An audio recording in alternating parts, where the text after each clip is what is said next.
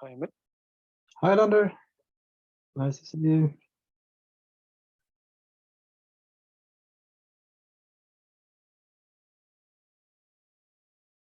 Let's wait a few minutes and see if more people joins.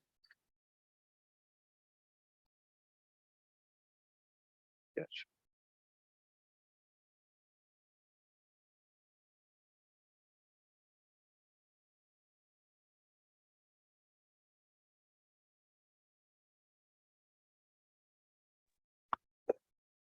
Hi, Steve. Hey, folks. Hello. Nice to see you again. Good to see you too. I'm not sure if we'll have. I think we'll have Andreas on this call. Andrea will probably not join. He's he's in Vancouver now.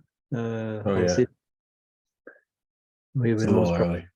not join. Yeah, it's early, and they will start CDCon in an hour, I think. So he might be eating breakfast right now. So I don't expect him to join.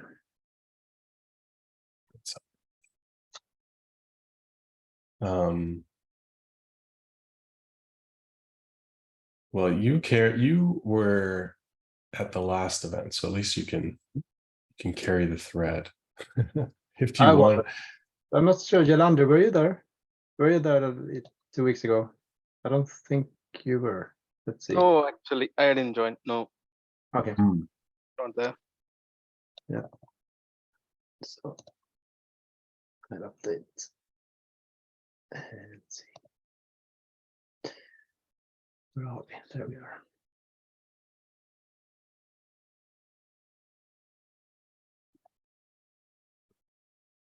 I can take you folks through what we discussed last time. We didn't get through everything in the reference architecture deck that we put together. Yeah, I think we should go there. Maybe before we get there, we should just look if there is anything general we could look into before. So we make sure that is covered as well. Let's see. Yeah, I don't expect we will have more participants now, so let's kick off. Thanks, Steve, for adding as well your name there to the meetings minutes. So just quickly before we get to the VSMI TC interoperability parts, we can see some updates from what happens around us. So I said last time I should prepare some material that should be presented to the Technical Oversight Committee of CDF regarding the SIG events and the project, but so far I haven't prepared that. That remains to be done. Andrea had an action to update the SIG events white paper for the CDCon now, and that is done. I think that the white paper will be published this week. Just very small updates to the old one. Just some quick mentioning of what happens in the SIG events work group. We released version 0.3 last week of the SIG events protocol. That contains testing events that were contributed from the test cube people, and also signing artifacts, a new event for declaring that an artifact has been signed. That's that. And then we agreed on the TOC meeting as well 2 weeks ago that Tracy Reagan will now be the sponsor from the TOC of our SIG. So she will be our main contact on the TOC.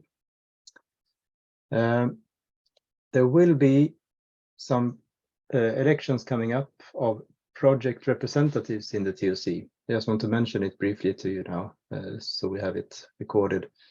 There will be 4 seats in the TOC available. They will be elected every 2nd year, I think it was, and then those 4 seats will be filled with people from the 9 different projects that we have, and apparently then not all projects will have a representative on the TOC. So what we need to do not now, but between May 22nd and June 5th, we should provide one name from this project that should run for elections towards the TOC. So we will come back to that, who that should be and so on. Just informing you about the process there. Then quickly, we had a meetup last week as well with the CNCF group, the CNCF tag app delivery. I think tag should be uppercase. It's a technical advisory group, I think it's called. And we discussed a bit on different ways to collaborate there as well. And one idea that came up was that we should implement CD Events support in the potato head implementation that many people in the tag app delivery are involved in. And we also said that, yes, this is an interesting collaboration. We should continue, and we will meet again in like a month or so.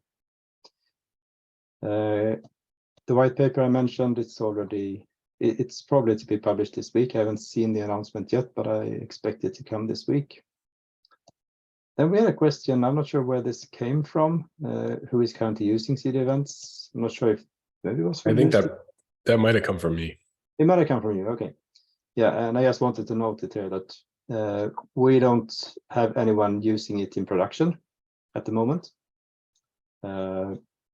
Since CD Events is not released in a 1.0 version, well, of course, it could have been used anyway in production, but no one, I guess, that's there to do that, at least at this moment. But there are several implementations, as you're also aware of, that are on the way. And Jenkins might be the first one who has an official plugin for CD Events now. Got it. Cool. Okay. But no one, I guess, is using that yet for any production purposes, but it's there at least.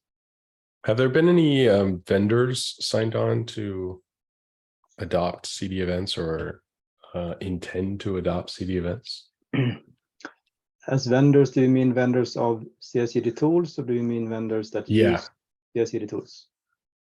The vendors providing CI/CD tooling.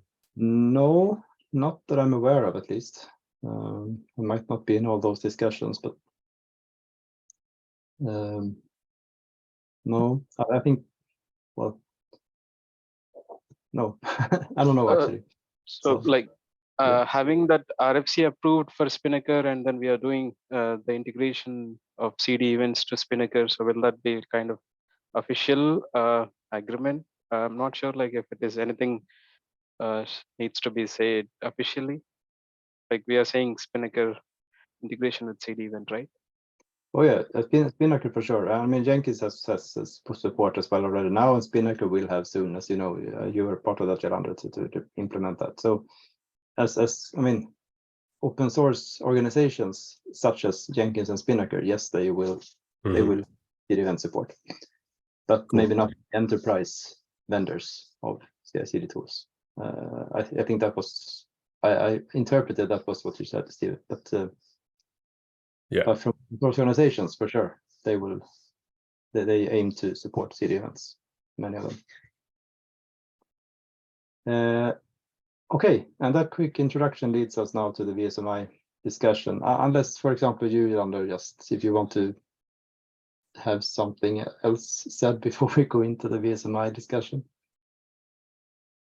No, nothing. Only one thing I wanted to check here actually. So if you wanted to, so there are like different types of CD events, right? So let's say in Spinnaker point of view, I'm talking about because currently is what I'm trying to implement within the Spinnaker. So CD, like Spinnaker is able to produce some CD events, right? So what in case of like one pipeline runs finished or something happens, like Spinnaker decides to send some events out of the Spinnaker to events broker. Yeah. So is there any thing that we need to restrict on which type of CD events can Spinnaker send, or like we should be giving a capability of sending all type of events from Spinnaker to the outside world? So because what I'm asking is like some events of CD event types may not be related to the Spinnaker case. I'm not sure. Like in that case, let's say the source code version control related or the continuous integration related type of events. Because Spinnaker deals with most of the things like deployment case, right? So will it be a subset of CD events of types that we will give capable of CD Spinnaker Yeah, to produce?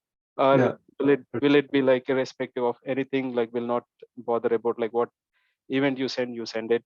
Will say Spinnaker that will give the support for all CD event types to send from Spinnaker. So it's yeah. just a question Uh, that I have. I think that, well, it depends, I guess, but I think that Spinnaker and another such orchestration tools, if we should group them as that such, they should probably send events like the pipeline started finished events and the task run finished and started events, wherever appropriate. So when some execution is happening in those tools, they should probably send those events if you configure them to do so. Of course, that shouldn't be mandatory, I would say.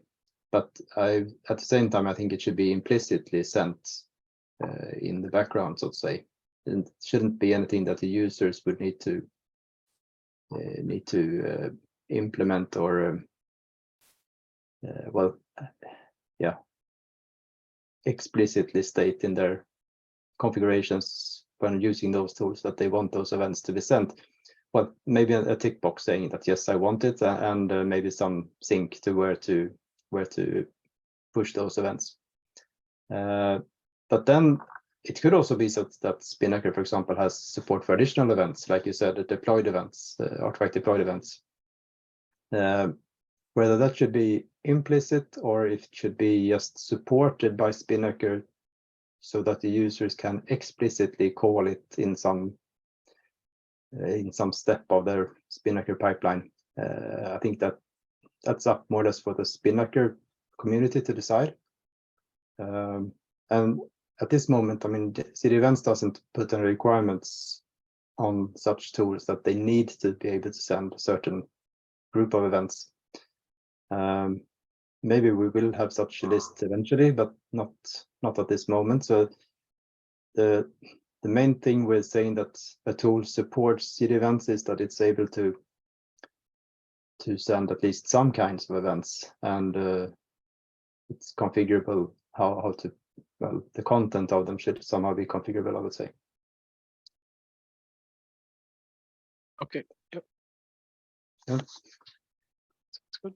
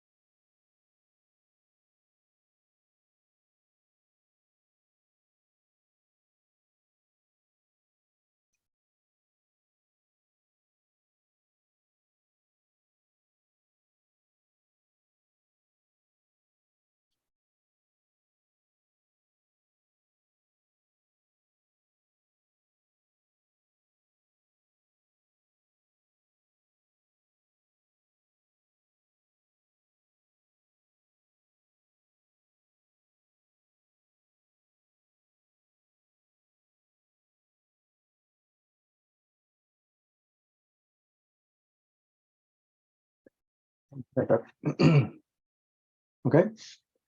Any other concerns, Eleanor, or questions? No, and yeah, I'm good. Okay.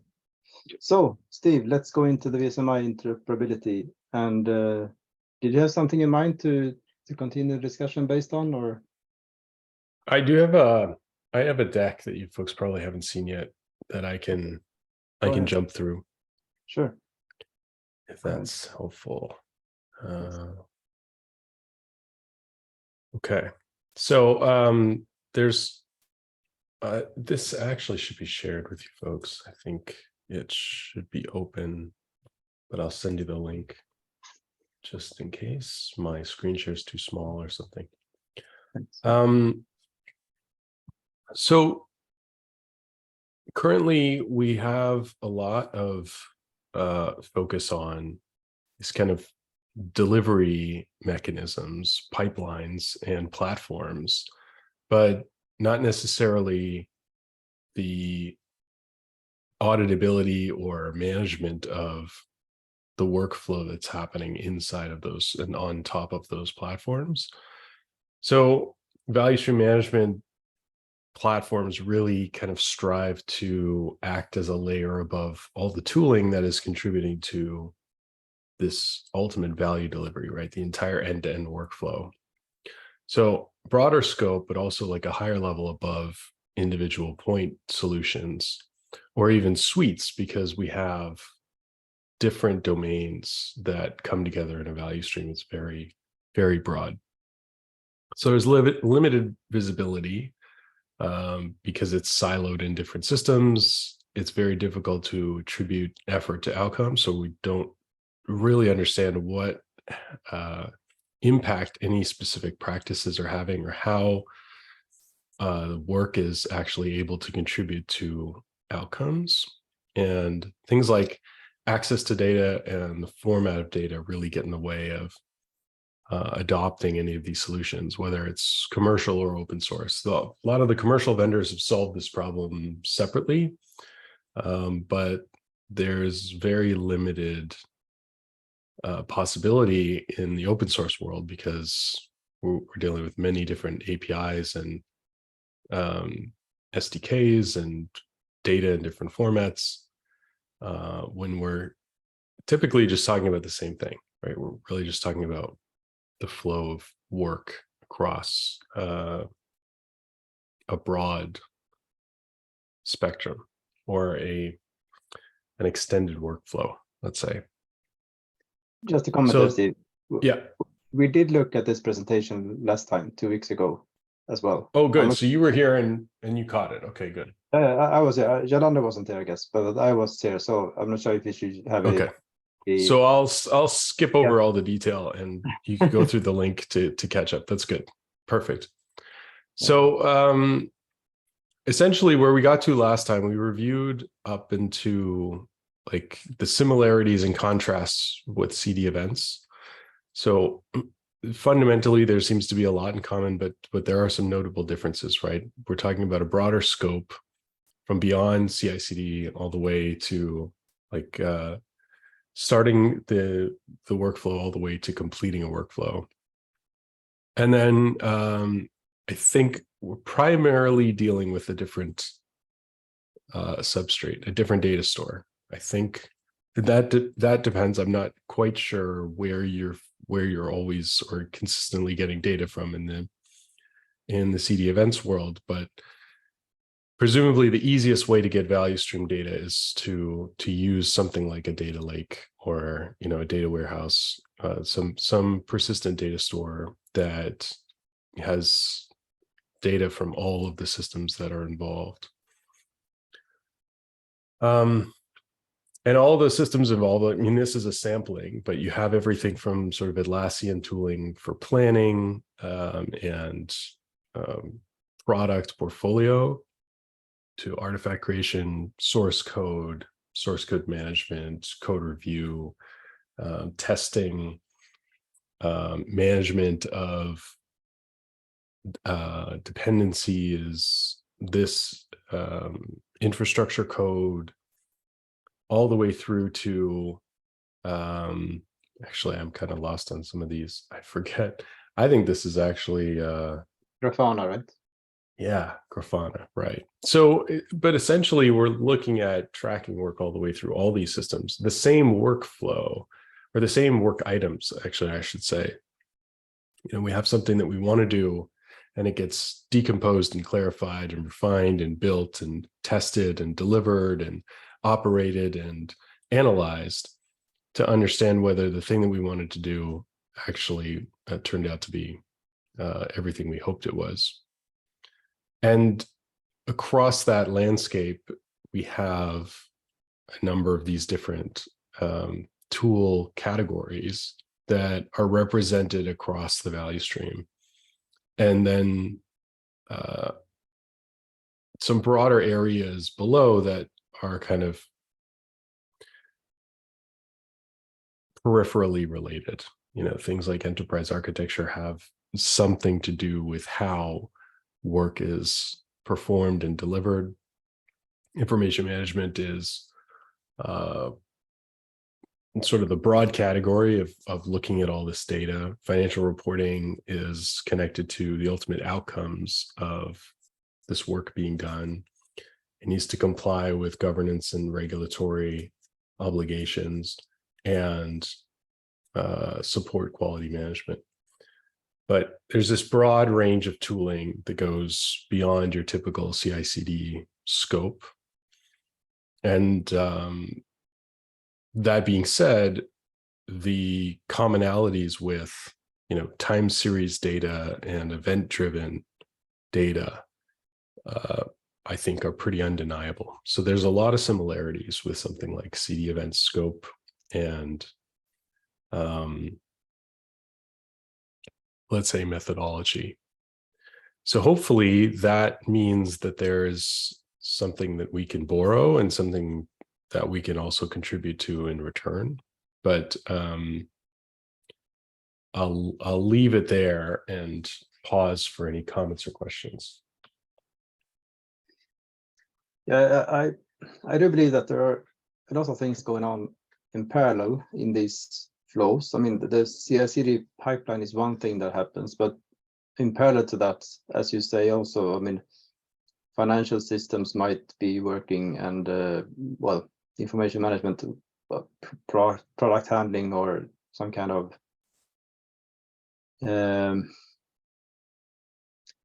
PLM or ALM processes as well that are managed at the same time, which might not be explicitly part of the CI/CD setup or the CI/CD pipelines, if we say so. And in some way, they need to be interconnected, I believe, so that you can trace changes in different areas and their effects back and forth between these different areas, or what we should call them. So you have there to the right, I mean, continuous integration, delivery, and source control management. And I think most of those to the right there might be quite close to what CD Events could provide for the, well, from the point of something implemented being at least pushed to source control management up until it's maybe deployed and in process on some customer site. But then there are things surrounding that, of course, and also in parallel to that.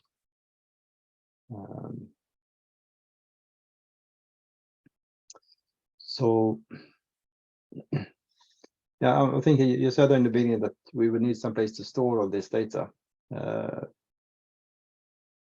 Since there is a lot of interconnected or leveraged data in other domains, so to say, would you foresee that there will be some VSM level data lake that includes both CI/CD data and also data from other sources which are interconnected in some way or tagged? That would be my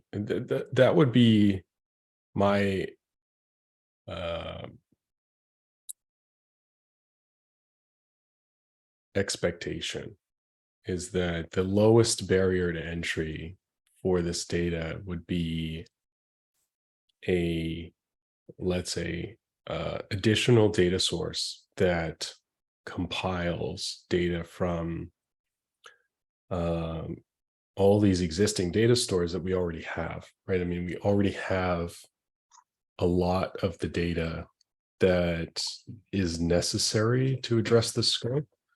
in these separate systems, but it's, those systems have more data than we need, and it's not formatted in a structure that is conducive to value stream analysis.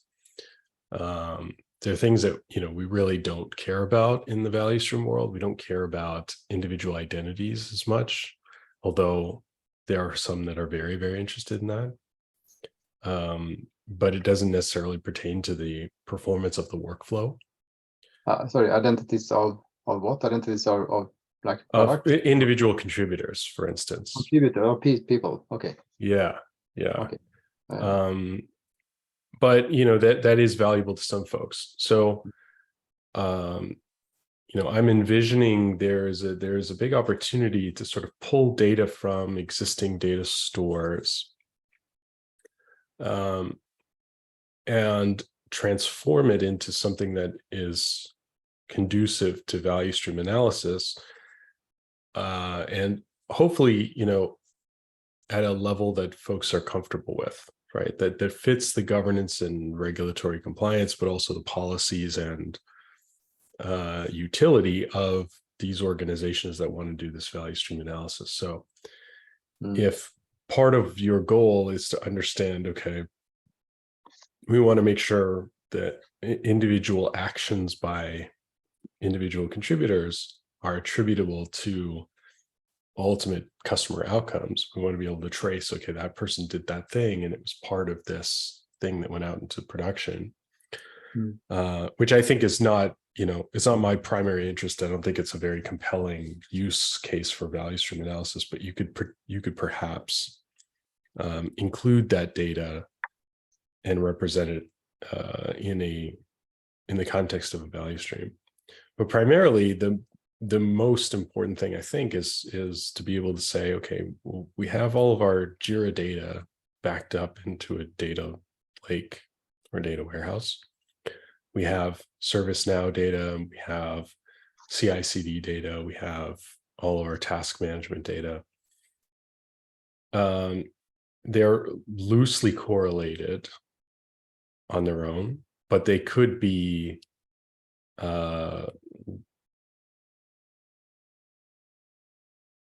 directly connected with a little bit of finesse, I think.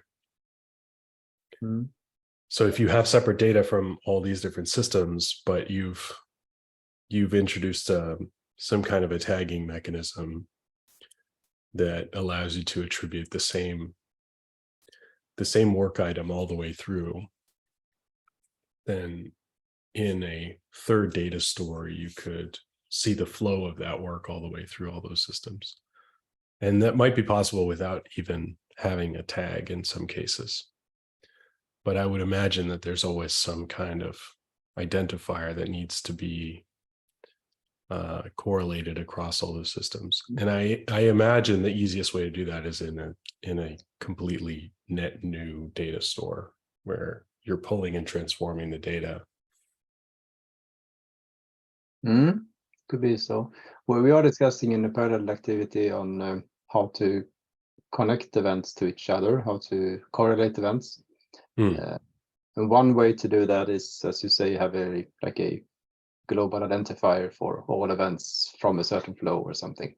So you group them, but then you would also probably need some way to lay them out in time and to be able to see like a traceability graph of what happened when and after what and why and so on.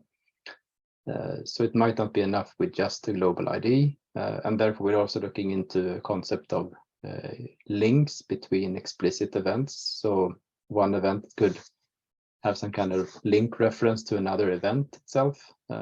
So we are still discussing what way to go there.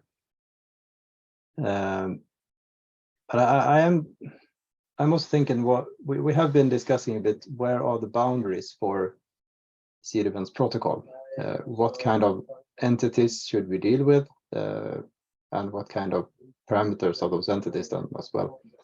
And it's not so easily defined where to draw the line, even though we say it's CI/CD related events, then it might be a bit obvious in some discussions at least. Well, this is a CI/CD event, this is not. But it's not always that easy. And I'm thinking now if we could consider CD events, or the CI/CD domain rather, be a subset of the value stream management flow or not. But when you talk about it, then you say, for example, you're not interested in user identities at all.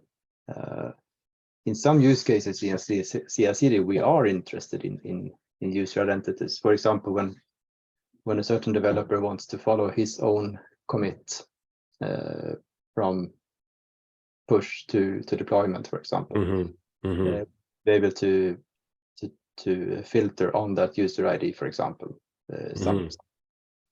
And that makes me think that we might not have a full subset. I mean, CI/CD might not just be a subset of the VSM entities, but rather I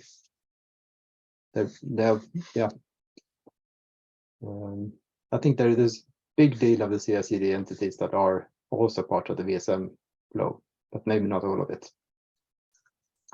So I think identity is valuable. I just think that in the context of value stream management, the primary performance mechanism is the system of work, like how the work is actually flowing through the system. And then secondary would be, what is the path of any one individual work item? And it's same with the kind of like the relation between groups of people and individual people, right? I mean, the system, the larger entity is always, I think, more representative of the system performance than any individual. But you would, in many cases, want the ability to dig down or look deeper into the detail to understand it, because the same thing happens with tasks, right? Like a task or any individual work item going through a value stream, you care really about the holistic flow of all the work items.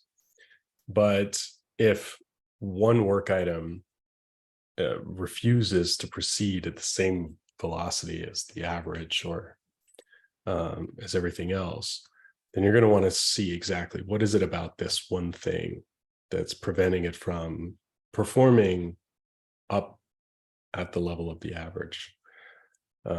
And same with, in many contexts, they'll want to understand.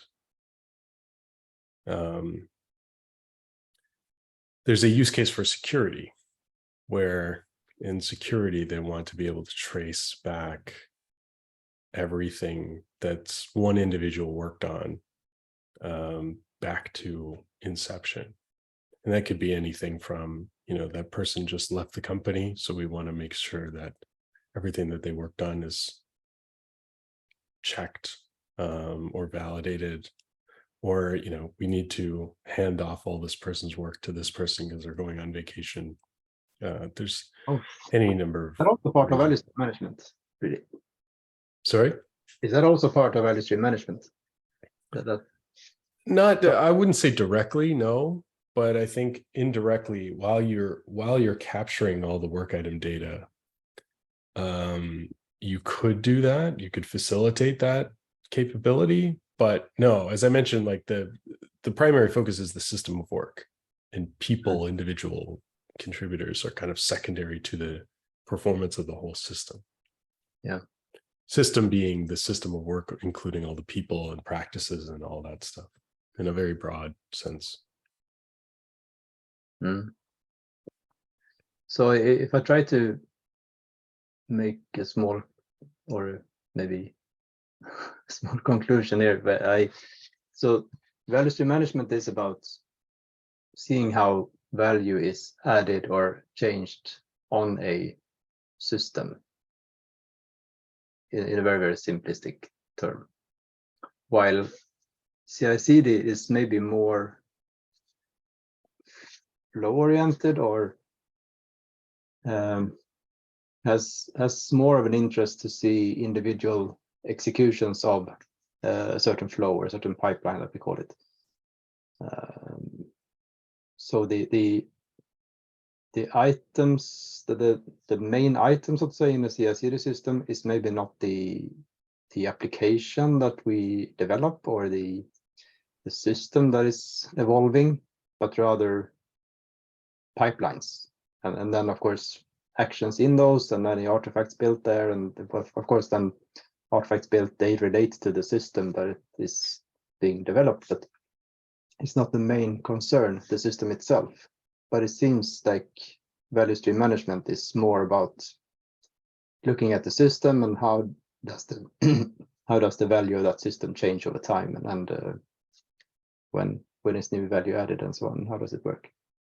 Is that a fair description? The value is is a little misleading in the context, because it can apply in many different ways. Ultimately, the way that I think about value in a value stream management context, and the difference between value stream management and something like CI/CD or even DevOps, is that like value is really just explicitly calling out the fact that the scope in question is all the way from the inception, the original hypothesis or idea of we should do this thing, it's valuable, we think it's going to be valuable, all the way to the reconciliation of that with a customer who says, yes, that was good, that was great, we're happy to pay for it. Whether that customer is internal or external, but there's somebody who basically says, your hypothesis was correct, good job. So it's a scope thing. And I think the differentiator between CI/CD and value stream management within the same scope, if we were to take the value stream scope and only think about the CI/CD scope, the difference between CI/CD and value stream management in the same slice of that workflow would be that you're primarily concerned with the work items in aggregate rather than individual lines of code or commits or changes to code. Because what you're seeing sort of flow through the system of work is we're trying to do this thing. And this thing is, maybe it's a feature, maybe it's a bug fix. It is comprised of maybe many different commits, maybe commits to many different systems. There could be multiple branches and multiple different code bases that are a part of that. Yeah. And so we're kind of like a level of abstraction above what exactly. I think is commonly captured inside of CI/CD, but the same kind of activities are involved, just like at a different level of atomicity or like granularity. Yeah, right. So it's an aggregated view of the CI/CD workflow in some way, aggregated on certain parts. Yeah. I think that makes sense. And we are discussing as well to what level of detail we should include properties of the events that occur in the system in the actual events that are sent out, the event entities. And in some cases, we include quite a lot of information from those systems, and in some cases, we just include more or less references to a specific ID in those systems from where you can go fetch any more additional data. And that brings us back a bit to the user identity discussion, for example. So we might not include actual user IDs in the events themselves, but if we include a reference to a Jira ticket or a GitHub pull request or something, then from there we could deduct who actually did that work and so on. And that data that will not change over time because it's written once, read many. So then if we would just look at the total list of properties in the events that we send out, in the CD events themselves, that might not be a very complete picture of everything that is involved in the CI/CD system, but you would need to go fetch data from elsewhere. And maybe some such data might be needed to calculate the value gains, for example, on a specific change, so on. So I'm thinking about this when we should store data somewhere for later retrieval by any means. All data might not be in the event repositories, event databases. And I think that is true also for the value stream management context. Like in any case where you're pulling data on work items, the work items themselves will be connected to all kinds of other attributes, right? They're part of a overall initiative. They had specific contributors. They involve specific code bases. All those things could be retrieved from the original work item. And you could really just be tracing the path of the work item. And any data that's relevant to understanding the performance of the system as the primary goal, right? And then if you wanted to understand, who was involved in any specific aspect of the workflow, you could go and see in the original system, provided that data hadn't gone away, right? Yeah, of course. Yeah. That's another thing that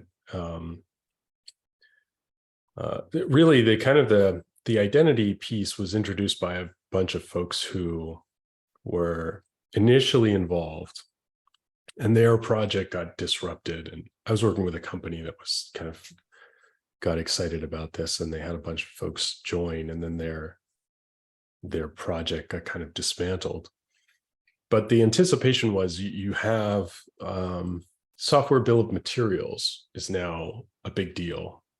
People understanding, where did this software come from, right? What are all the dependencies included? What are all the libraries and the sources of those libraries and the provenance of all those things? And who contributed to creating this thing? This looking forward, 10 years into the future, the estimation was, okay, well, the same thing's going to come for workflow, right? Where's the workflow bill of materials? And that was just, an estimation, but kind of like, I think, a safe bet that at some point people are going to want to know, how did we actually end up with this thing that we're putting out into the world? And be able to sort of like sign for that workflow. But that was kind of the motivation of, okay, well, right now we don't know who is necessarily contributing to things in production. You can't trace something that's discovered in production to who worked on it very effectively. But I would say that that's a secondary use case at best. Like the primary use case is still going to be, where are the constraints in the flow of work? That I think is like the number one. Yeah. So when we talk about SBOMs there, I connect that quite heavily to data needed for the ALM systems, let's say, or the maybe software PLM system to handle such things. And then the requirement on tracing also the workflow data or the configurations of a workflow or what have you. Do you see that also as part of the ALM domain, or is that something else? Tracing how something has come to be, not just what it comprises of. Yeah, I think a lot of this, ALM never really gain popularity, but it's, I think, very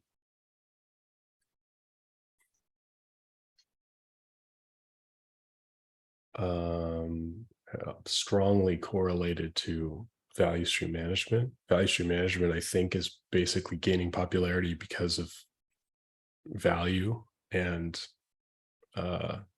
so the desire to connect efforts to value and understand that people are doing ultimately the right thing, because we can do all kinds of things now. But then also the stream aspect of value stream is very appealing to folks. People are very into flow and very into continuous things. And so like It's a good application, yeah, it is. It is. And it's funny how, you know, the right name can help something take off. But I think that's a lot of the momentum. And I think it's really sitting on a foundation of ALM and a number of other, you know, things like product portfolio management. And it's really just because it's a catchier title, but it's a lot of the same stuff. And I will say that with a slightly different focus, right? When you talk about application lifecycle management, the primary unit of focus is the application, which, you know, any individual application is not that important. They change over time. What is the boundaries of the application? I mean, like the application is comprised of many different things. It's different things to different people. It's less important than the system of work that can create any application and any number of applications and allow them to be changed over time and ultimately deliver value to customers. So I think it's really just a refinement of the mindset around what's already very present in ALM and other areas of focus. Like the other day, I drew up this map of like, what is value stream management? It's like 50 different things that we've had for a long time. You know, everything from change management to agile and all these other things. But you know, it's a useful way of pulling together a lot of things with a very specific focus that is appealing to people at this moment, because we don't have enough of it. Like we don't have enough visibility into how is everything actually going. So I think you said, did you say system of work? Is that a term that you normally use for the whole, like, what should I say, application or system, or is that? Is it just a system? I don't think it's common in the value stream management space, really. I say it quite a bit, but I don't know if it's if it's like would be considered part of the lexicon. Is it normally just called like system or application or? Well, yeah. So system is challenging, right? Because system is. It could be anything. Yeah, exactly. And when I say system, you know, I have to catch myself and be more specific and talk about the system of work, because you know that is or just interpreted. Value providing system, maybe that's what it is. Sorry, value providing system, or yeah. I mean, it's. I think system of work is helpful because it focuses people on the journey rather than the destination, right? I mean, a lot of this area of study is the study of the journey that delivers you to the destination, rather than focusing too much on the destination or you know, a piece of the journey. So it's really just like how do you consistently get from where you are to the mountain you want to go to next, and the next mountain, and the next mountain, and the next mountain, and every day knowing that you're moving in the right direction and you're taking the most effective path. Right. But you're right. I mean, the language is a challenge. But I think it's very important, of course. And as you say, journey now, I think that's a very good word to use there, because it really explains the difference from from what I was saying, the system than or the value on the system, but rather the system journey or the system of work. Yeah. The journey is a tough one because everybody these days is familiar with the customer journey, which is different than a value stream, which most people wouldn't realize unless they've had to kind of reconcile the two things. But you would think that they're very similar, and they are in many ways, right? I mean, anything that sort of follows the flow of time can look very similar if you oversimplify it. But something like a customer journey. So I avoid using the word journey unless I'm talking about customer journey, because that's a huge body of knowledge, and a lot of people know when you say journey, that's what they're thinking about. Okay. But the value stream aspect of that is the value stream is actually delivering the kind of value that is attractive to the customer and keeps them moving through the journey. And so you sort of see this, I see a visual of like a customer journey and value streams kind of feeding the motivators. So the offerings, the services, the applications, products that move folks through. And one of those is, it's like, it's as simple as like marketing is one value stream where they're creating and delivering campaigns that create attractive or attention grabbing, valuable experiences to customers in a very broad sense, whatever advertisements or engagement or something. And that's where we get into the scope that's potentially far broader than something like CI/CD, because CI/CD has not yet made it into, hopefully at some point it makes it into marketing as, core substrate. But right now value stream management's very much in the software space. But what gets me excited about it is the fact that, you have all these value streams in all these different domains that are effectively doing the same thing, right? I mean, there's work items like that. A business is really just a bunch of workflows interconnected. Right. Yeah. Interesting stuff. So where are we going next now with this? Well,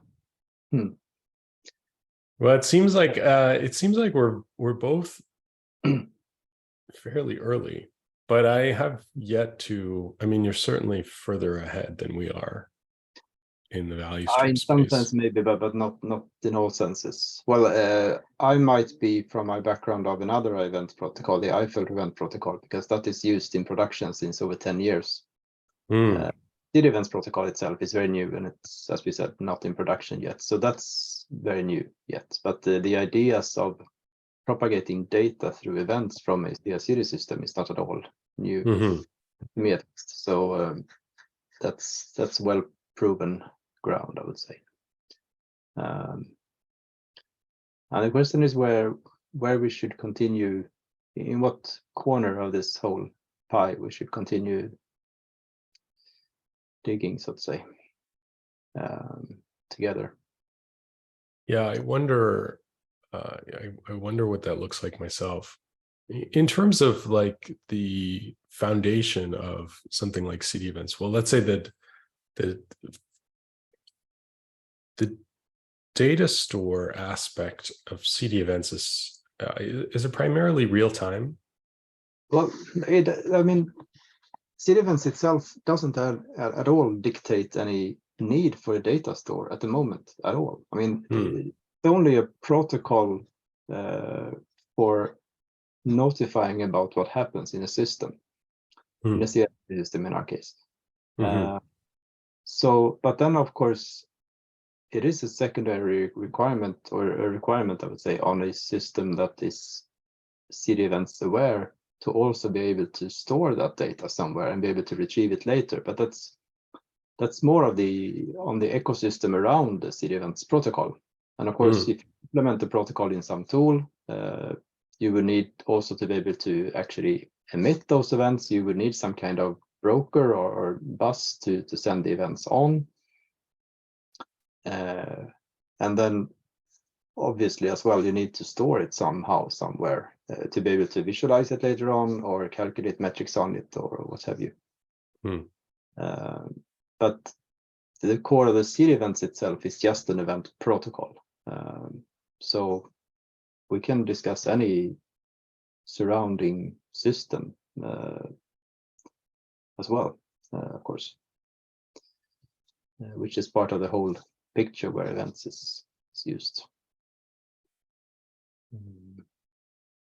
That is helpful. I didn't know if there was an aspect of it that is applicable to storage or recall or any other kind of operational aspect of events. I would say it depends on the use case. So some use cases of CD events is pure event-driven systems. And in those, the feature from the CD events protocol that you are requesting them or that you need in such systems is just the interoperability through a well-defined vocabulary and protocol, which means that if your system can emit certain events, then another system in the same domain could listen to those events and directly act on them without any need for storing any data anywhere. But just that it's just a communications protocol in that case. But then if we talk about visualization or metrics collections or anything like that, then of course we also need to store that data that flows in those interfaces in some way.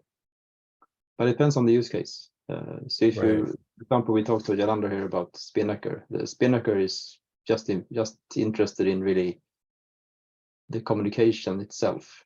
So and other tools like Jenkins and other such orchestrators are probably just interested in being able to trigger on events and send out events others to trigger on.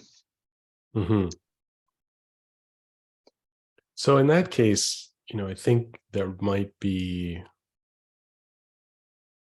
somewhat of a limited overlap. I'm sure there's quite a bit to borrow and maybe something, I see this as mostly us borrowing from what you've done, and we probably don't have a lot we can offer you in terms of what would be valuable in the context of CD events. But because what I imagine, the primary operating model of something like VSMI is, I think it's primarily vocabulary. I think a consistent vocabulary is very valuable. Because I think that the storage aspect, I think, most of what we actually need to work with and need to do. So need to work with is data that is aggregated over time, and its freshness or liveness doesn't matter as much as the extended visibility. So like if you can look over a long time horizon, you're going to see much more useful information about what the workflow looks like. Trends and then trends. And but then what you need to do is you need to basically make decisions about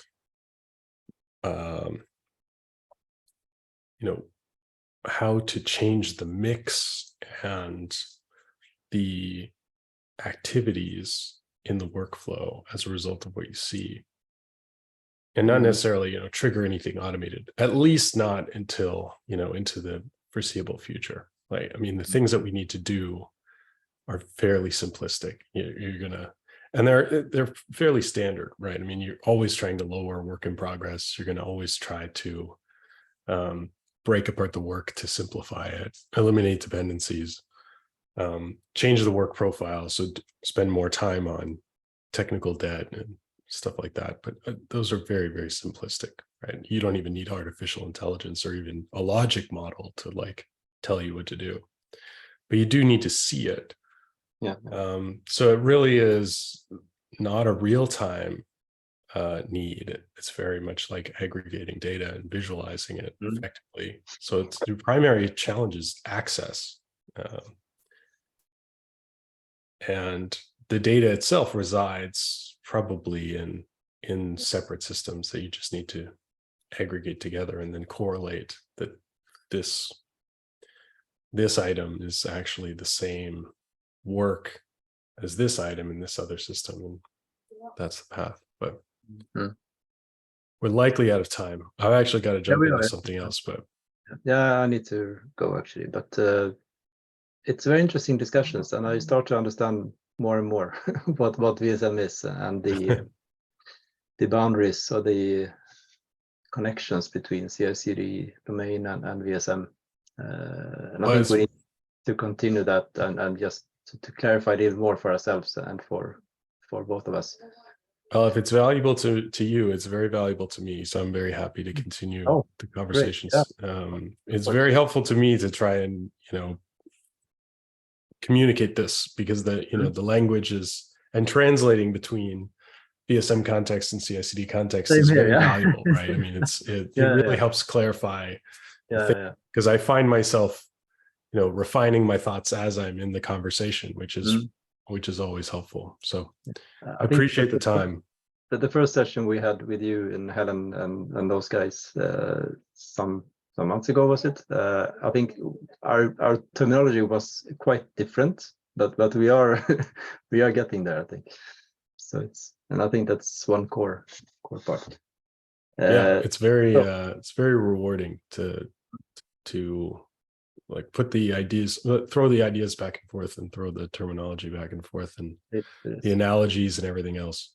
Yeah. So looking forward to the next chat. If I find time, I will look into this document a bit more that you have shared, and also maybe look into a bit more of the charter. We'll see if I find time for that. So we can see where we are getting with our interoperability initiative there. But unless we're here before that, I guess we can meet again in 2 weeks in the same meeting, if you're able to. And I'm traveling, but I should be able to make it. Yeah. Otherwise, we'll catch up whenever possible. All right. Great. Take care. Good talking to you. Take care. Thanks. Take care. Bye. Bye-bye. Bye.